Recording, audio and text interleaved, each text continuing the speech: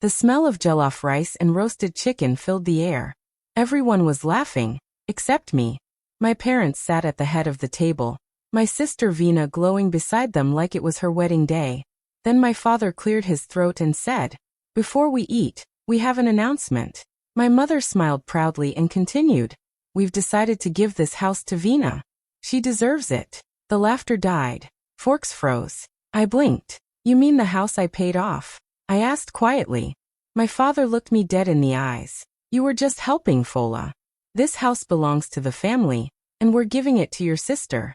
That's when the man sitting behind me stood up. He adjusted his tie, opened his briefcase and said calmly, "Actually, sir, this house doesn't belong to you anymore." Fola grew up in a small house where every wall carried the memory of struggle.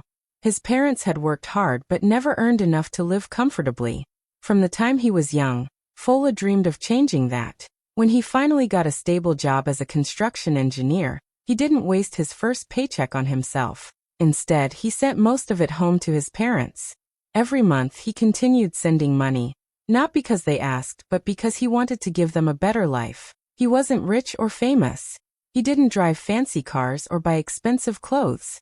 He just believed that family came first. His parents often told him how proud they were of him, how he was the backbone of the family. Those words kept him going, even when life in the city was hard and lonely. One day, his mother called him in tears. The bank had sent a final notice. Their home was about to be taken. Fola didn't even think twice. He used all his savings, every last naira, to pay off the mortgage. The house that once brought them fear now brought peace. His parents cried with gratitude, thanking him again and again. Fola told them it was nothing, that as long as they had a roof over their heads he was happy. From that day on, he promised himself that his parents would never worry about losing their home again. He didn't care about titles or ownership. He only wanted them to feel safe. Whenever friends asked why he worked so hard, he would smile and say, "For my family." He visited home on weekends, fixing things around the house, the leaking tap, the broken fence, even repainting the walls himself. It wasn't just a building to him. It was proof that their suffering hadn't been for nothing.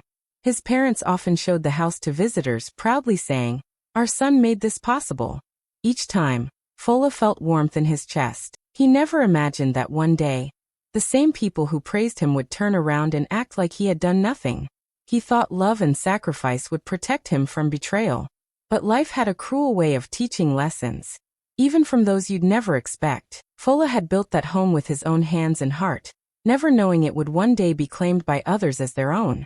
Vina was Fola's younger sister, and from childhood, everyone could see she was their parents' favorite. She had a way of talking that made people listen, a smile that charmed anyone in seconds, and a confidence that made her seem untouchable. Where Fola was quiet and hardworking, Vina was bold and carefree. She loved attention, loved being praised, and somehow always got what she wanted without ever lifting a finger. While Fola spent long nights studying and working, Vina spent hers at parties, dressed in bright clothes and posting photos online. She never had a real job, yet she always looked like she lived a life of luxury. When people asked how she afforded it, she would laugh and say, "Family takes care of me." And it was true. Their parents paid her rent, bought her new phones, and sent her money whenever she said she needed it. Fola didn't complain. He believed everyone had their own pace in life, but over time he started noticing how the family treated them differently. Whenever he came home, his parents' faces would light up, but their words carried small jabs. If he tried to discuss saving or planning, his mother would say, "Fola, you worry too much. Life isn't that serious." If he refused to give Vina money for her latest trip or business idea, his father would sigh, "You're too stingy for someone who earns well." At family gatherings, it became a routine. They would tease him about his simple clothes or how he never took vacations. Vina would laugh the loudest, saying, "Our engineer brother acts like he's everyone's father." The guests would laugh, and Fola would smile politely, hiding how much it hurt. He loved his family too much to argue, but deep down he felt something changing. Like the more he gave, the less they respected him. His mother defended Vina endlessly. Whenever anyone questioned her lifestyle, she'd say, "Vina just needs more time. She's special. She'll find her way." Fola wanted to believe that, but years passed and nothing changed. Vina continued to live off their parents' support while Fola quietly carried most of the financial weight behind the scenes. Still, he convinced himself that peace was more important than pride. He didn't want to be the reason for tension at home. But the small humiliations piled up. Every joke, every dismissive comment, every moment they made him feel like an outsider in his own family. Vina basked in attention and love while he stood in the background, uncelebrated but dependable. And though he never showed it, his heart ached. He had built everything for this family, yet it always seemed like he was just the helper, never the heir. He had no idea that the real test of loyalty and love was still coming, and it would begin at the very same table where they once laughed at him. When Fola received the call from his mother inviting him to a family dinner, his heart felt light. She sounded cheerful, saying everyone would be there and that they had something special to share. Fola assumed it was good news. Maybe they wanted to celebrate his recent promotion, or his father's upcoming birthday. He even stopped by a bakery on his way home to buy his parents their favorite cake. That evening, he arrived early, smiling as he greeted everyone. The table was full, laughter filled the room, and the smell of jollof rice reminded him of happier days. For the first time in months, the family felt united. His father joked about old times, his mother fussed over the food, and Vina, dressed in an elegant gown, kept taking pictures like it was a big occasion. Fola sat quietly, just happy to see everyone smiling again. He didn't know that the moment of peace he felt would be crushed in seconds. Halfway through dinner, his father cleared his throat and tapped his glass. The room went silent. His mother placed her hand over his and smiled warmly before speaking. "Before we eat dessert, there's something important we need to share," she said. Fola looked up, expecting maybe a family trip or some exciting news. But then her words cut through the air like a knife. "We've decided to transfer this house to Vina before the end of the month." For a few seconds, Fola couldn't breathe. He thought he had heard wrong. Vina gasped dramatically and pressed a hand to her chest. "Oh wow, Mama. Thank you so much," she said, pretending to be surprised, though her eyes shone with satisfaction. Their parents smiled proudly, as if they had just made a noble decision. Fola's fork slipped from his hand and hit the plate. The sound made everyone glance his way. His hands were trembling under the table. "You're giving her the house?" he asked quietly. His father nodded. "Yes. It's only fair. She's the one who will need it when she starts her own family." Fola's voice shook as he replied. "You can't give away what's not yours." The air grew heavy. His father's expression hardened instantly. "Watch your tone, Fola. This is our home. You live under our roof. Don't forget that." Those words pierced deeper than he expected. He looked around the table, at his mother's firm face, at Vina's smug smile, at the home he had paid for with every sacrifice, and felt something inside him break. He didn't argue or shout. He just lowered his eyes and took a deep breath. For the first time, he realized his love and efforts meant nothing to them. That night, while the others continued eating, Fola quietly stood up, took his car keys and walked out, leaving behind the laughter that no longer sounded like family. That night, Fola didn't shout or fight back. He simply stood up, took his car keys, and left the table. His mother called after him, but he didn't turn around. He walked out of the house slowly. The same house he had paid for. The same one they now said belonged to someone else. Outside, the air felt heavy. He sat in his car, hands on the steering wheel, but he couldn't start the engine. He just stared at the house through the windshield, his heart breaking quietly inside his chest. The lights in the living room glowed softly through the curtains. He could see their shadows moving around, laughing and talking like nothing had happened. It was supposed to be a family dinner, but now it felt like a goodbye. He leaned back in his seat and whispered to himself, "If they think I'm powerless, they've already forgotten who made them powerful." He spent the whole night there, sitting in silence, watching the home he built turn into a stranger's house. At one point, he saw his father open the front door to wave goodbye to some relatives. For a second, their eyes met, but his father looked away, pretending not to see him. That moment hurt more than words could ever explain.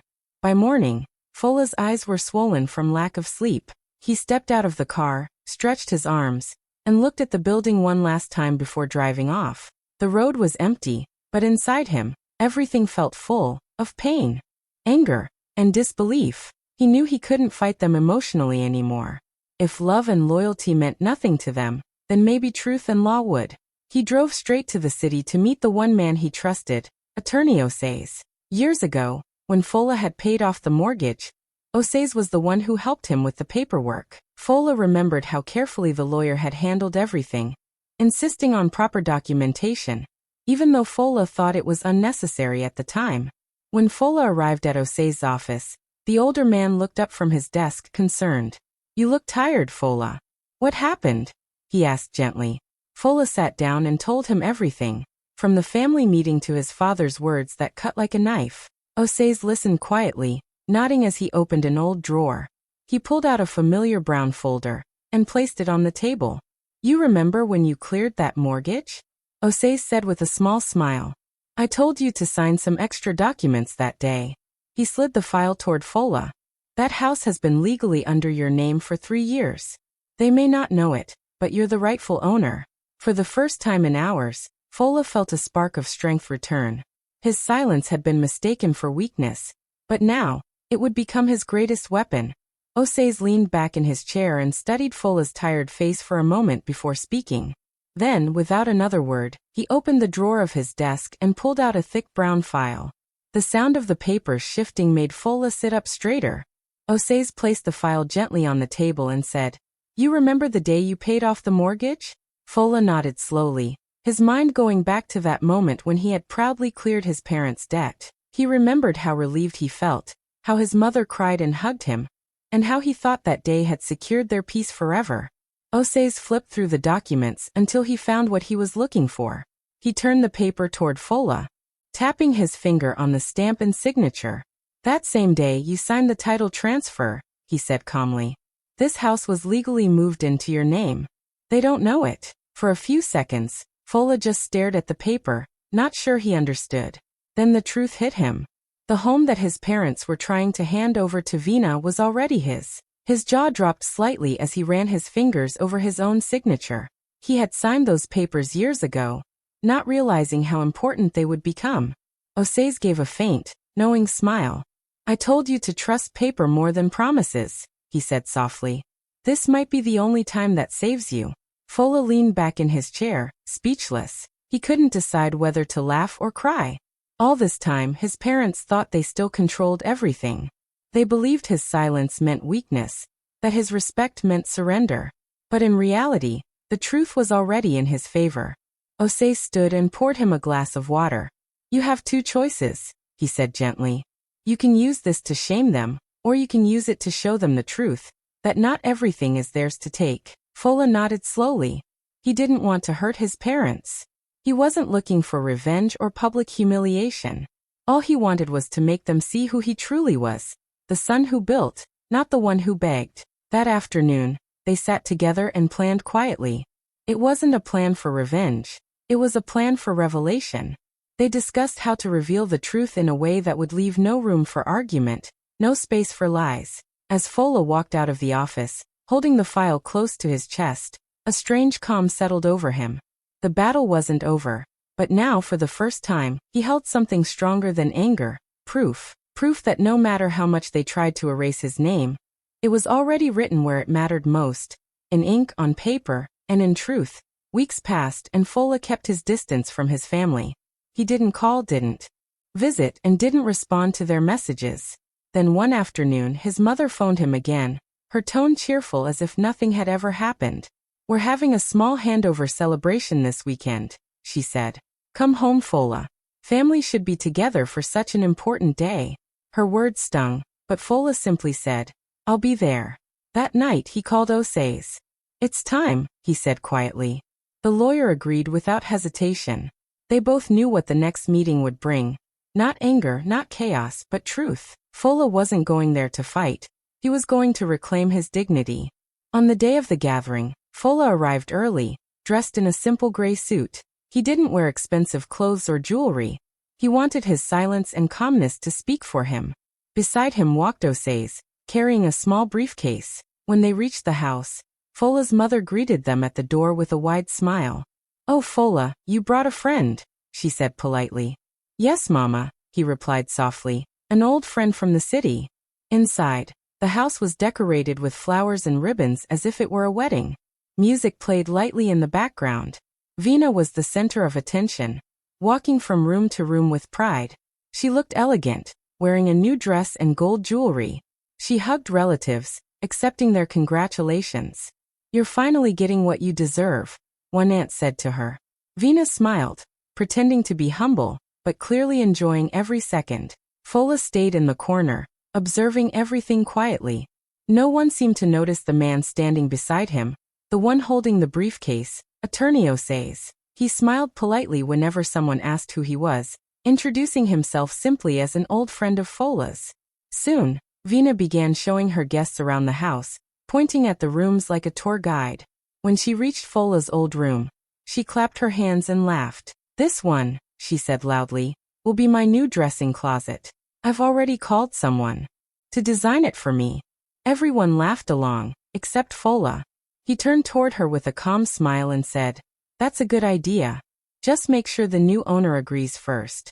The room went quiet for a second, but Vina brushed it off with a laugh, thinking he was joking. Fola exchanged a knowing glance with Osaze, who simply nodded. The moment they had planned was getting closer. The celebration everyone thought would be about a handover was about to become a lesson, one the entire family would never forget. Everyone gathered in the living room that afternoon. The house was filled with relatives, neighbors, and a few close friends. Plates of food were neatly arranged, and music played softly in the background. Fola's father stood proudly at the center, clearing his throat as he prepared to speak. His mother sat beside Vina, holding her hand with pride, while Vina's face glowed with excitement. She looked like someone about to receive a crown. Fola sat quietly at the far end of the room with Osaze sitting just behind him. Nobody paid attention to them. Most guests assumed Osaze was just a quiet friend who had come for support. When everyone settled down, Fola's father smiled warmly and began, "We are gathered here today for something special. This home has been our pride for many years, and now, we wish to hand it over to our daughter Vina." There were murmurs of congratulations and applause. Vina stood up, pretending to be emotional, wiping an invisible tear. "Thank you, Daddy, thank you, Mama," she said sweetly. "I'll take good care of this house." Her voice trembled with fake humility, but her eyes sparkled with victory. As the family cheered, Osaze quietly rose from his seat. The sound of the chair moving made everyone turn toward him. He carried his briefcase forward and placed a thick folder on the table in front of Fola's father. His tone was calm but firm as he said, "Excuse me, sir, before you continue, there's something important everyone here should know." The room fell silent. Fola's father frowned slightly, unsure what was happening. Osaze opened the folder and revealed several stamped documents. "This house," he said clearly, "has been under the legal ownership of Mr. Fola Adeyemi for the past 3 years. Here is the official deed, properly signed, stamped, and registered." Gasps filled the room. His mother's hand dropped from Vina's. "That can't be true," she shouted, her voice shaking. Osaze turned to her with a polite nod. "You're welcome to verify this at the land registry," he said. "Fola has also been the one paying the property taxes every year. Everything here is documented." Vina's confident smile disappeared. Her face turned pale as she looked at Fola, who was sitting silently, his expression unreadable. Their father slowly reached for the papers, scanning the signatures with trembling hands. His lips parted, but no words came out. The reality hit him hard. Everything they had tried to take from Fola already belonged to him. The entire room remained frozen, the only sound being the soft rustle of papers. The celebration they had planned turned into a moment of deep silence. No one dared to speak. Fola finally stood, adjusted his jacket, and said quietly, "I didn't come to fight. I just came to remind everyone that truth doesn't need permission to speak." The room was still heavy with shock. No one knew what to say after Osaze's revelation. Fola stood quietly, his hands folded in front of him, while his parents stared at the documents on the table, their faces pale and confused. The celebration they had planned turned into a storm of silence. Finally, Vina broke it. Her voice cracked as she said, "Fine. You all want the truth. Then here it is." Everyone turned to her. Her perfect smile was gone. Her eyes were wild with anger and fear. "I told you he didn't care about this family," she shouted at their parents. "I said he left and wanted nothing to do with us. That's why you gave the house to me." Her words came out fast, like a confession she could no longer hold back. Their mother gasped. "You said he refused to come home," she whispered, her voice trembling. Vina turned her face away. "I had to. You always loved him more. I wanted something for myself for once." Their father slowly sat down, his hand covering his face. "So all this time," he murmured, "we believed you. We turned against our own son because of lies." His voice broke on the last word. The guests, still sitting around the room, watched in stunned silence. Zuba, their mother, suddenly stood up, her emotions spilling over. "We just wanted fairness," she cried, tears running down her face. "We wanted both our children to feel loved, but maybe we failed both of you." Fola looked at her gently. His eyes were calm, too calm for the chaos around him. "Fairness isn't taking from the one who gave," he said softly. "You thought love was a balance of gifts, but real fairness isn't about dividing property, it's about sharing respect." No one spoke after that. His words hit harder than any anger could. Even Vina lowered her head, shame washing over her. The same house she had tried to steal suddenly felt too heavy to look at. Osaze quietly closed the folder, his job done. The truth was already louder than anything else in that room. Fola didn't gloat, didn't smile, didn't even seem proud. He only looked tired, like someone who had carried the weight of silence for too long. His parents couldn't meet his eyes. The lies that had been fed to them for years now lay scattered between them, sharp and painful like broken glass. Fola simply turned toward the door, his voice calm as ever. "Sometimes," he said, "the truth doesn't destroy. It just shows what was already broken." After the chaos of that day, Fola made no threats and spoke no harsh words. The next morning he returned to the house quietly, carrying a brown envelope. His parents sat in the living room, still unable to look at him. The celebration banners from the previous day still hung above them, now looking foolish and out of place. Fola placed the envelope on the table and slid it toward them. "These are the new papers," he said softly. His father hesitated before opening it. Inside were documents that granted them the right to stay in the house, legally, comfortably, and rent-free for life. "You won't be thrown out," Fola continued. "You can live here as long as you wish, but this time there will be boundaries. Respect and honesty will stay inside these walls, or the doors will close." His mother's eyes filled with tears. "You're still giving us the house?" she asked in disbelief. Fola shook his head gently. "No, Mama. I'm giving you peace, not property." He turned to leave, his steps steady but quiet. Vina, standing by the staircase, glared at him. "You think this makes you a saint?" she snapped. "You humiliated us in front of everyone." Her voice rose with anger. Fola didn't respond. He just looked at her for a long moment before saying, "Truth doesn't humiliate, Vina. It just removes the mask." Vina grabbed her bag and stormed out of the house that very day, slamming the door behind her. She left without saying goodbye, blaming everyone but herself. Their parents watched her leave with heavy hearts, realizing too late how deep her envy had run. Weeks passed. The house slowly grew quiet again, the same walls now holding both regret and healing. Fola focused on his work, visiting occasionally to check on his parents. They were humbled, softer, more grateful than before. His mother would often wait by the window, hoping to see his car just to say, "Thank you for not abandoning us." Then one afternoon, Osaze called. "You might want to hear this," he said. Vina tried to forge property papers at the bank. The system flagged it immediately. "She's under investigation." Fola sighed but didn't look surprised. "Karma works faster than any lawsuit ever could," he replied quietly. He didn't celebrate her downfall. He simply looked at the old house, the one that had once been a battlefield, and smiled faintly. The home finally belonged not just to him, but to peace, truth, and lessons learned the hard way. Months later, the air around the old house felt different, calmer, lighter. Fola drove in from work one Friday evening, tired but peaceful. As he parked by the front gate, he saw his parents sitting on the porch, side by side. His mother held a tray of tea. His father's hands rested quietly on his knees. For the first time in a long while, they looked like two people who had finally found peace after a long storm. When Fola walked up the steps, his father stood slowly. His eyes were softer, his voice quieter than Fola remembered. "We sold our pride," he said, staring at the floor. "And it cost us our son." Fola looked at him for a moment, then gently smiled. He reached out and handed his father a cup of tea from the tray. "You didn't lose me, Papa," he said. "You just forgot I was never your rival." The words settled between them like warm air after rain. His mother wiped her eyes, whispering, "We just wanted to believe love could be shown with control. But we were wrong."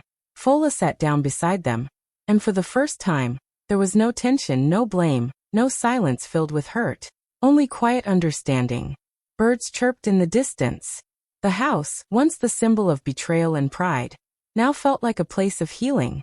Inside, the walls still carried the memories of their arguments, but now they also carried forgiveness. His mother had started cooking again, leaving meals for him whenever he visited. His father, once too proud to ask for help, now often said thank you. Small gestures replaced old wounds. Vina never returned home, but she sent a message months later, apologizing for everything. Fola didn't hold anger anymore. He simply replied, "I forgive you. Just live honestly from now on." That was enough. As the evening sun stretched across the house, painting everything in gold, Osei's car pulled up at the gate. He didn't get out, just sat there for a while smiling. From where he sat, he could see the family sharing quiet tea, laughter slowly returning. Justice had been served, not through revenge or anger, but through truth and grace. Fola looked around the porch, the house, the people, the memories, and breathed deeply. The same home that once divided them now united them again. Sometimes, he thought, the strongest walls are not made of bricks, but of forgiveness.